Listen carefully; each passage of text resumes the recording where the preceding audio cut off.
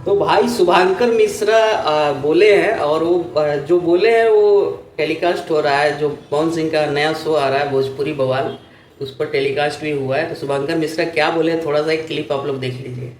पवन सिंह वो आदमी है जो अपनी शर्तों पे काम कर लेते हैं। वो कहते हैं कि अगर तुमको गवाना है, काटी रात खेतों में आई नहीं, तो गुरु तुमको लखनऊ आना पड़ेगा। हाँ, देख लिए।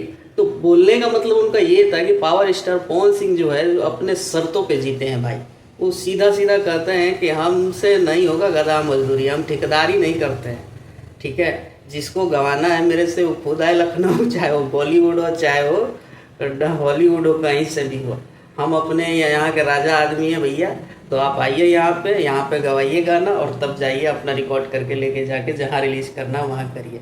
तो ये तो सच बात है भाई, पावर स्टार अपने मन से काम करते हैं, पैसा के पीछे वो नहीं भागते। ये नहीं कि पैसा बहुत मिल रहा है तो पहुँच गए हम वहाँ पे, और चाटने के लिए काम नहीं करते हैं कि चाट के काम मिल जाए कहीं से। ना, ये काम वो कभी नहीं किए हैं और ना कभी करेंगे, क्योंकि वो हमेशा से एक गुरूर वाला आदमी, और गुरूर उन पर अच्छा भी लगता है भाई।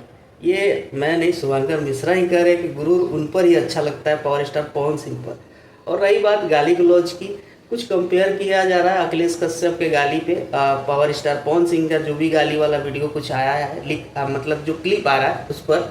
तो भाई किसी को एकदम इंस्टिगेट करके गाली देना, तेरी माँ, और एक होता है कि गुस्से में गाली मुंह से निकल जाना, दोनों में बहुत फर्क होता है। तो दोनों को एक साथ मिलाकर जस्टिफाई नहीं किया जा सकता।